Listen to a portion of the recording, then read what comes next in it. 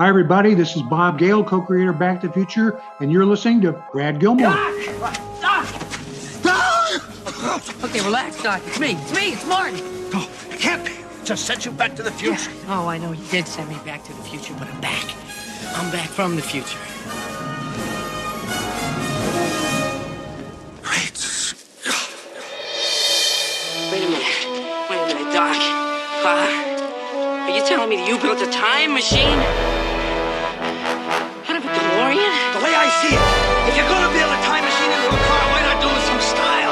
Well, Dogma returns to theaters after 25 years of greatness, and people like me enjoying this movie on DVD. We can go see it on the big screen again. And the man himself, the man behind the movie, the writer, the director, the everything from the View Askew universe, Mr. Kevin Smith joins us this morning. Kevin, how are you, sir? Good morning. So damn good. Cannot believe I've lived long enough to see Dogma reach a milestone, a quarter-century milestone. Nuts.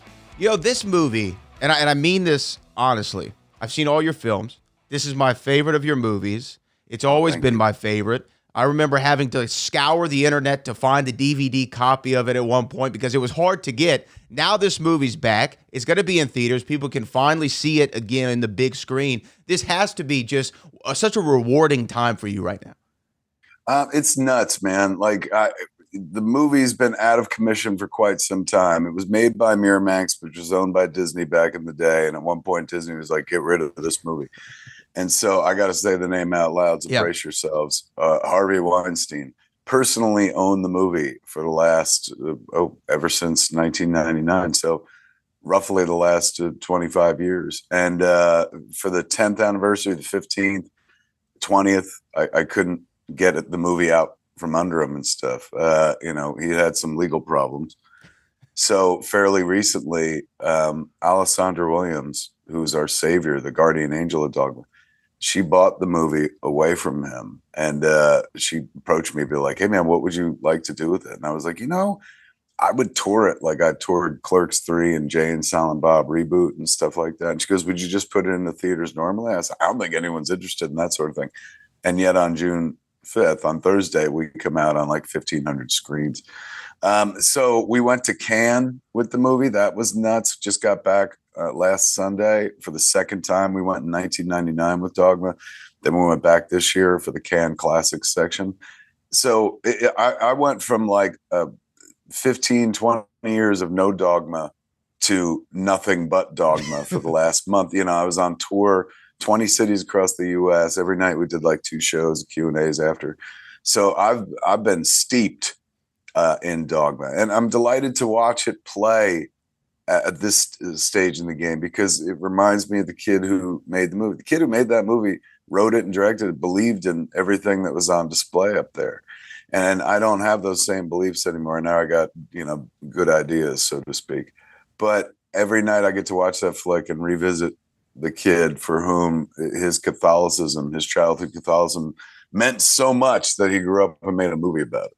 Well, I mean, isn't that where it started? Like when you were in film school, you wrote a script called God, I believe, and you had the Rufus scene in there. That was kind of your entry point, and then it metamorphosized into what we saw initially. But when did you think, because like Clerks, obviously great. Mallrats is amazing too. Mallrats actually made me want to write a screenplay. And then you go into... that's the highest compliment you could give a filmmaker, man, is that their work made you want to do a thing. Well, what I love most about all your movies, and Dogma, and I'm going to ask you specifically about a certain scene, but the dialogue is so great. Even Ben Affleck did an interview, I think, with Vanity Fair, where he talks about there's a rhythm to Kevin Smith dialogue, and you're so about the written word that's in the script, and you can feel that, and it translates. So my question is, when you're making those first 3 movies, Clerks, Mallrats, and Chasing Amy, and you have this God script or this Dogma idea in the back of your head, it, to me, in some ways, feels like a departure from the smallness of the first 3 movies to now, boom, we're going all the way. We're bringing theology in here. We're bringing, Jesus, God. We're going to have a toilet Tyrannosaurus pop out of nowhere and be in this movie. Feels big. Did you feel like, since it was your 4th movie, that was when you had the confidence to do something this big? It wasn't so much the confidence. At that point, I was never going to have a better chance to realize my juice, for lack of a better description. I was, Clerks put us on the map in a big bad way. Mallrats hurt us because the movie tanked. It became a cult classic, but when it came out, it did not help one iota. So Chasing Amy was like a Hail Mary to stay in the business. And it worked out. Like, people critically liked it. It was doing good, strong business for a movie that cost $250,000. It was making $12 million. So that helped. Suddenly, like, I was back and getting respected and whatnot. And so when people were like, what's next? I was able to be like, oh, we want to make this movie Dogma that I've held on to for a bunch of years. So also in the wake of Chasing Amy was Good Will Hunting, which went even further toward securing a pretty decent budget for that movie. It was a $10 million movie. We probably could have used 20, but we still like made it work for like $10 million. And Ben and Matt being in Good Will Hunting and having that blow up, like, absolutely paved the runway in a big bad way. So it felt like now's the time. Like if I could have gotten away with it as a second movie, I would have tried, but thankfully that didn't happen because I wasn't ready. So after Chasing Amy, it was like, look, there's going to be no time like this. And I was at a point in my career where like it was a crossroads. I could have done a bunch of different things. I was in this deal with Universal to make a movie called Son of Fletch with Chevy Chase and Jason Lee and Joey Adams. And I had to let that go because I wanted to make Dogma. They're like, you got this or Dogma? And I was like, Dogma. And then Lorenzo Di Bonaventura, who was the producer like later on of those Transformers movies, but back then he ran Warner Brothers. He invited me to his house for dinner. And after the dinner, he's like, at Warner Brothers, we have all these properties that aren't Batman and Superman, all these comic book characters that could be great movies and nobody's working on them. He's like, would you like to run a division here at Warner Brothers where all you do is go through all the DC comic books that aren't Batman and Superman and figure out stuff to make? So essentially he was like, would you like to be Kevin Feige before Kevin Feige, yeah, right, yeah, but at DC? And I was so like in love with Dogma and like, oh my God, if I don't do it now, I'm never going to have a chance. That I was like, that's flattering, but like, no, I want to do my thing. So I was ready and it felt like I'm never going to be in a better position than this. And since critically we're coming off of Chasing Amy, like that's how we got Chris Rock. That's how we got Alan Rickman. Those are two of the cast that sought us out based on like Chasing Amy. So it was the heat of the moment, to quote Asia, that really kind of allowed a Dogma to bloom. Any other time, it wouldn't have happened, man. My friend Malcolm is always saying, like, it's interesting. You, with the juice that you had, he's like, you really could have done anything. And you chose to make a religious movie with a bunch of famous people. And I was like, I know, it just felt like the right thing to do. So now, 25 or technically 26 years after we made it, it's, I've never regretted my decision. But it's been a lovely month of like, oh yeah, like this is why I made Dogma, and not somebody else's thing. Like I would have enjoyed making Son of Fletch, but at the end of the day, that's somebody else's thing. I would have enjoyed running a division of DC that made comic book movies that I wasn't going to direct, but I was going to produce or something. But that wouldn't have been as cool as my own thing. And so, always die on the cross of originality, kids. Like there's always somebody more talented than you to make the movie that doesn't have your name on it. But only you can make the movie with your name on it, the one you dream about making. And thank God I did, man. It's aged incredibly well. And in a career, that's been going on for like 31 years, the longer you stick around, the less they're like, yay, they're like, ugh. Clerks 19, what the fuck? So it's nice to have one in the pocket that people still like. Well, and one, like you said, that still has a message that I think that would resonate with people, whether they're religious or not. I think that, I mean, I'm a religious person, but I think that if you have if you're not okay with having your religion questioned or your ideology, are you really that faithful? Like you should be able to be questioned and think about things and be open to different ideas. I think that that's just part of the human condition. But there's a scene in this movie. Obviously, it's the open. It's when Bartleby and Loki are talking to each other in the airport. And Bartleby is discussing the moment when somebody gets off the plane and they see each other and they have this warm embrace, and all the other moments in life are erased. All the bad, sad, happy. The moment they stole for Love Actually. Like, if you ever watched Love Yes. Actually, the beginning of the movie, there's a voiceover about people getting off planes and stuff like that. I remember being in the movie theater seeing that and being like, wait a second. But yeah, Isn't that Rickman in scene- that movie too? I think Rickman is in he in Love Actually? Yes. Okay, so look at that. Look at that. Richard Curtis owes me $15, man. But to, But to yes, capture that that scene- moment, that's such a smart thing to capture. I'm just trying to figure out where did you find that? I had just started traveling a bunch because of Clerks. Like, I traveled with my family when I was a kid. Even though my old man worked for the post office, he wanted to go places. So every year we went on a vacation within the continental United States and stuff. My mom could stretch a buck. So when Clerks happened, I started traveling on behalf of the movie. And I'm not like a travel person. I don't really like to go anyplace. But it put me into airports more than I had been previously in my life. Like when I was a kid, maybe once a year, like you would go to the airport, to fly down to Florida or Virginia or something for a family vacation. But, throughout my late teens, early 20s, I wasn't flying around or anything. So because of Clerks, put me back into airports. And while you sit around airports, you're just looking around and observing. That was one of those things that like always touched me. You see people get off a plane, and you could back in those days wait at the gate. So as soon as somebody got off a plane, like you could be there to hug them. It was probably a scene that doesn't translate for a modern audience as well. Where the modern audience is just like, what's going on, man? How did they get so close to the gate?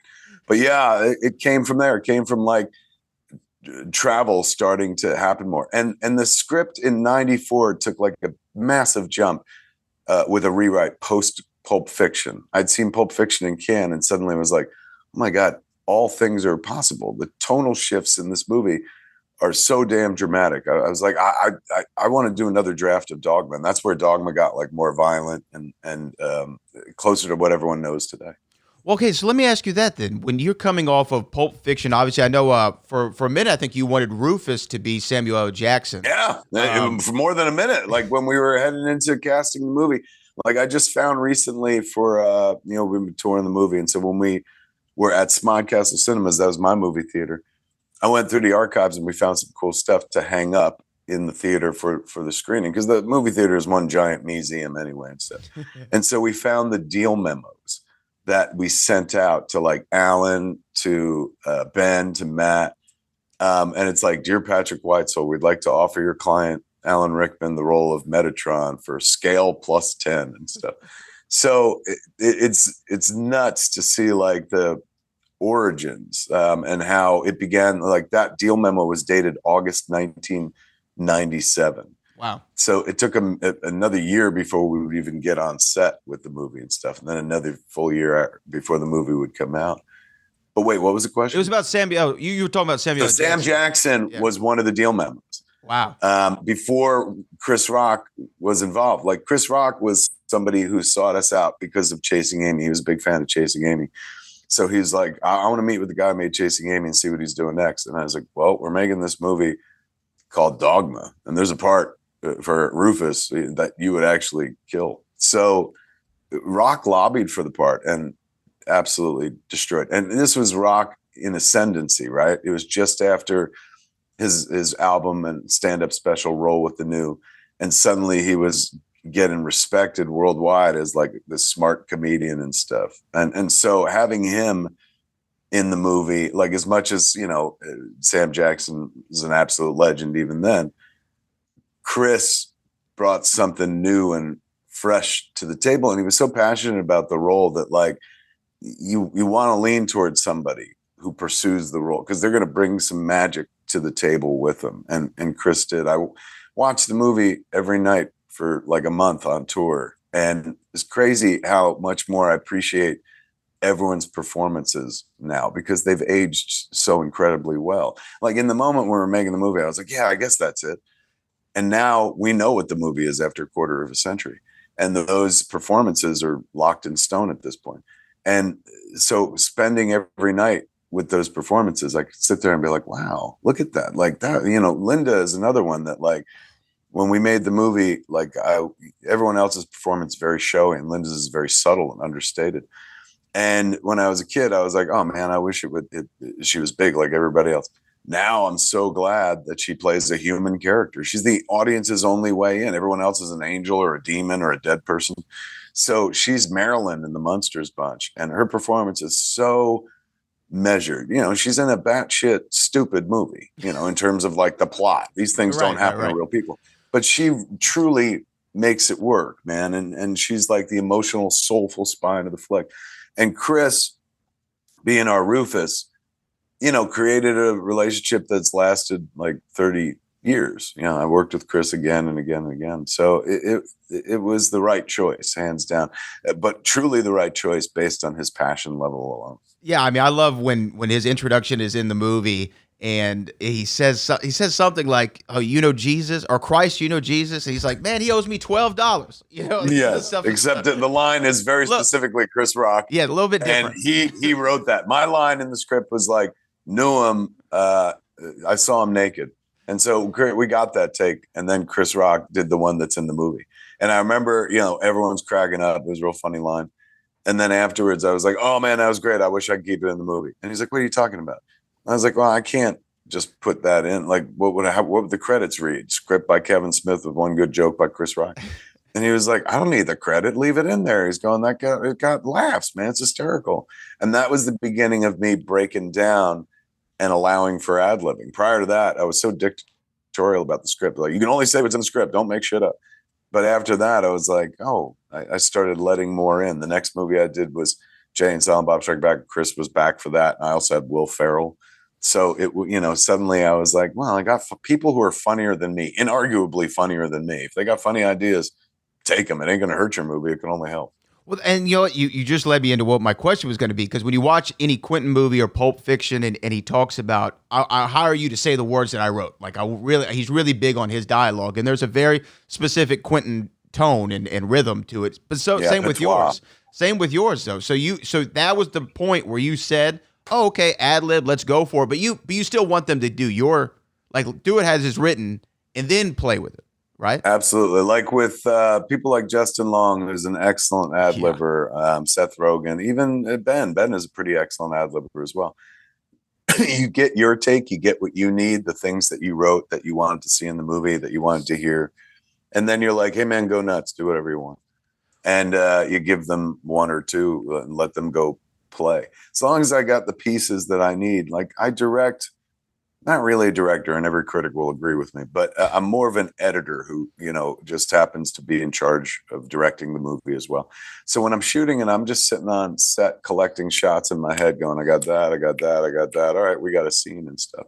So once I have my limited pieces, because I shoot, as if the movie's a child's puzzle, 4 pieces, put it together. Once I have what I need, which is pretty early on, then I turn it over to the performer if they're into that sort of thing and be like, "Hey man, do whatever you want." And gold can absolutely come from it, even if it's like one line or something like that, or one look. It's just like one more take to pull from, and get left to their own devices. Like, I'm talking about some very talented kids who can ad lib within a script, so like they're still making your movie, not just saying funny things on set that's going to make the crew laugh. They're ad libbing within the story, so all of it's usable. That's like an absolute gift. It's like getting a free writer.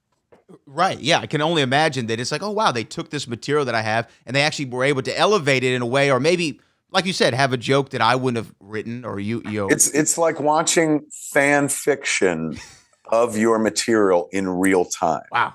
And like, since you know your script very well, and this is at a point in the movie's life where nobody really knows the script except you and the people working on the movie, to have somebody be so familiar with the script that they're generating new material and new storylines is thrilling for the person who created the storyline, because you're like, "Oh, that's funny. Like, I never thought that the character could say that's a great ad."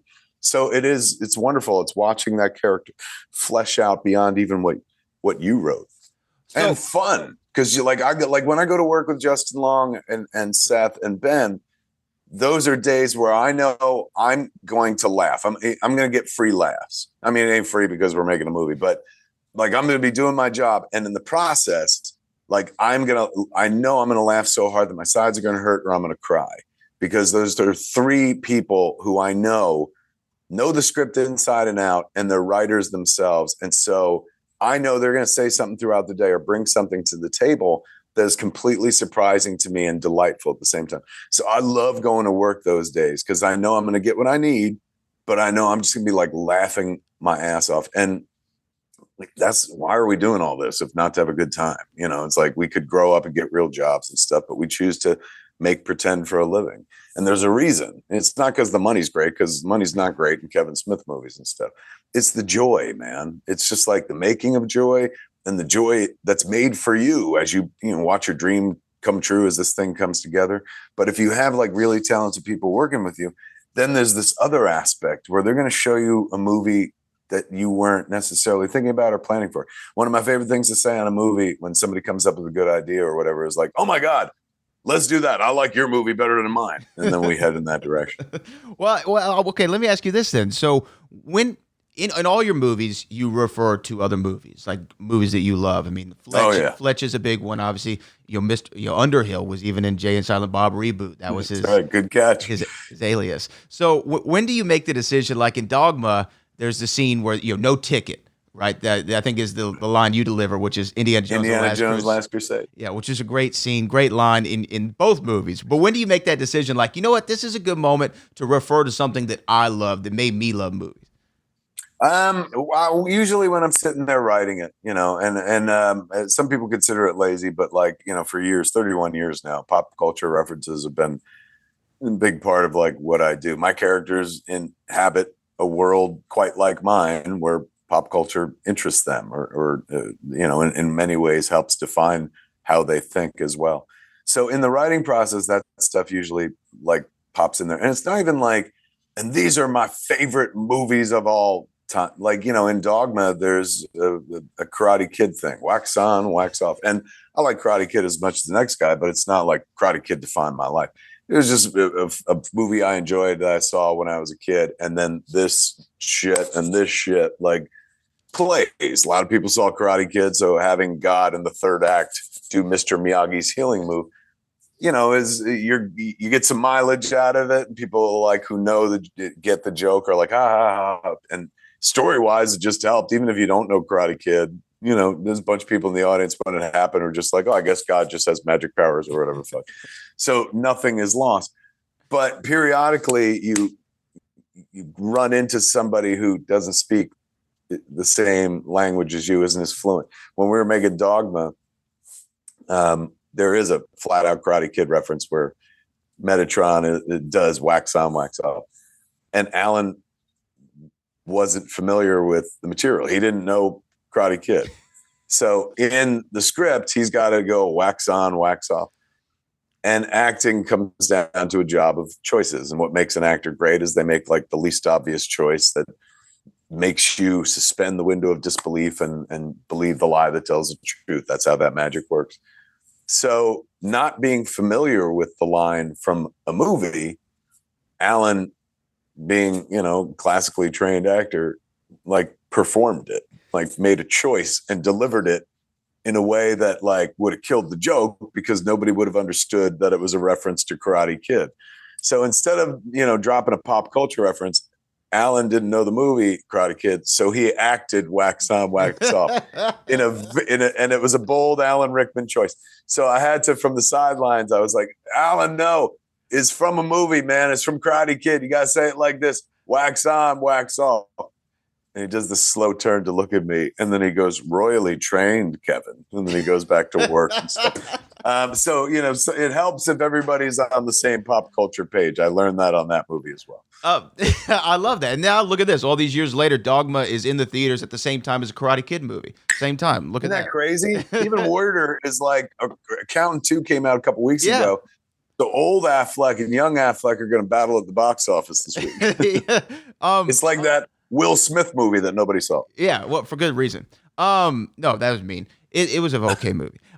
Gemini Man. I think it was Gemini Man. I've heard you talk about obviously casting George Carlin and Matt and Ben and Chris and Alan, just like the embarrassment of riches. Linda, Salma Hayek at the time too is coming off of Desperado, I believe, at the time, and kind of really becoming an icon in her own right. From Dusk Till Dawn was around the same time, which is a movie that's still. Yeah, we followed From Dusk Till Dawn. They were like 95.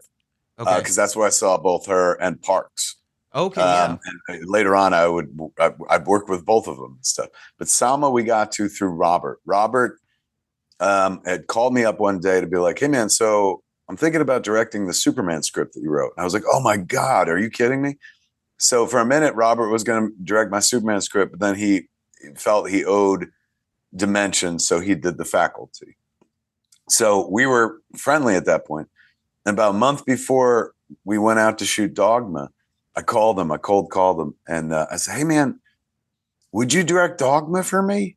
He goes, "What are you talking about?" I was like, "I got this script and I love this script and it's so good, but I feel like I'm going to fuck it up. Like I'm not a great director." And he goes, "Kevin, you're a fine director." He's going, "Just don't put your actors against a wall and shoot them." He's like, "What you do is you always got two people stand next to each other and there's like a wall behind them." He's like, "Just put a window behind them. Put some depth in the frame behind them. You're fine. You can do this. Just add a little more depth to your shot." So he talked me off a ledge, and not only did he reveal Salma to us in Desperado, which I absolutely adored, but he also talked me down from walking away from Dogma based on my ineptitude. He was like, "You can handle this."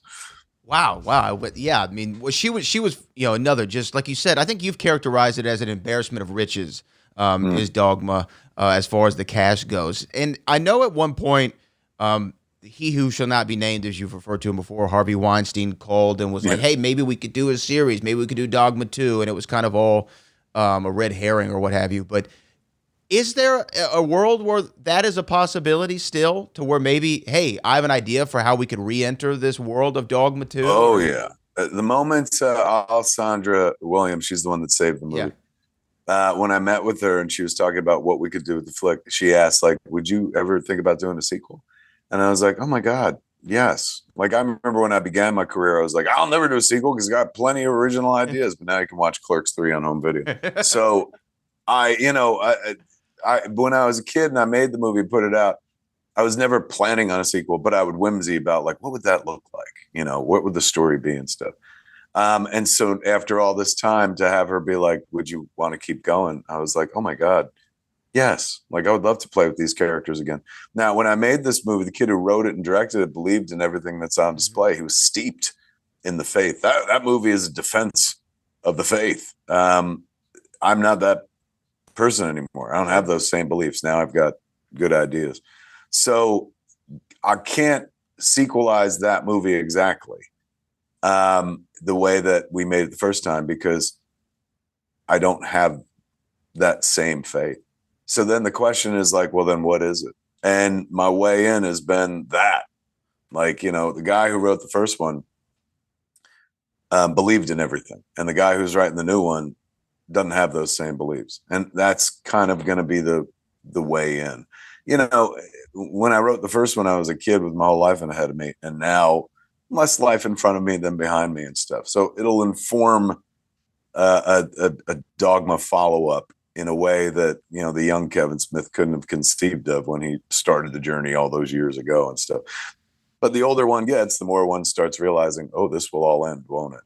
And when one thinks about the end or thinks about their own demise, usually one of the next thoughts that follow is like, what are my thoughts on the afterlife? And that's when religious questions usually follow. So I'm hoping that while writing the script, I have a different religious journey than I was planning for. That'd be interesting. That'd be nice. That would be interesting. I'm all ears for Dogma 2. Dogma back in theaters this week, 25th anniversary. Kevin Smith, I really appreciate your time. Final question for you. It's a little bit of a departure, but we're talking about sequels. You see I have a Back to the Future Part 3 poster behind me. Which is your favorite of the Back to the Future trilogy? The first sets the tone and whatnot, and I enjoyed the other two for expanding the storyline, keeping the storyline going, building out the franchise. But I'll never forget sitting in a movie theater with me and my mom and dad and my friend Mike Bellicose went to see that movie. And not really being prepared, having seen like the commercials and the trailers and stuff. But that's an insanely well-written adventure movie. like charming, what they call a 4-quadrant movie, just, perfection across the boards. There's a reason that they were able to keep going, make a couple sequels, and why it's still one of the most beloved franchises of all time. And we still haven't seen a remake of it because there's incredible affection for it. Just like you've never seen a Jaws remake, chances are in my lifetime, we're not going to see a Back to the Future remake, with good reason, because the original still holds up today. So damn charming. So I love the first one. It's an absolute model in 3-act screenplay structure. Bob Gale was and is a genius, and Bob Zemeckis, man, like, handled that all so goddamn beautifully. Michael J. Fox and Christopher Lloyd, one of the greatest buddy team pair-ups in cinema history, and just so magical. Everything a movie should be. Take you to a place that could never exist, but the plausibility is so high based on even, the effects of the time, which were not CG and mostly practical and stuff. So just an absolutely whimsical, magical film, and the best that American cinema can be. It still holds up to this day. It does, and it's on its 40th anniversary. Dogma, 25th anniversary, back in theaters. Kevin, this has been an honor and a privilege to talk to you this morning. Dogma, one of my favorite movies of all time, my favorite Kevin Smith movie. I'm so glad it's back in theaters. Oh, my God, you rock. Thank you for the kind words this early. This is a heck of a way to wake up. I'm like, yeah. Appreciate you, Kevin. I really do. Thank you.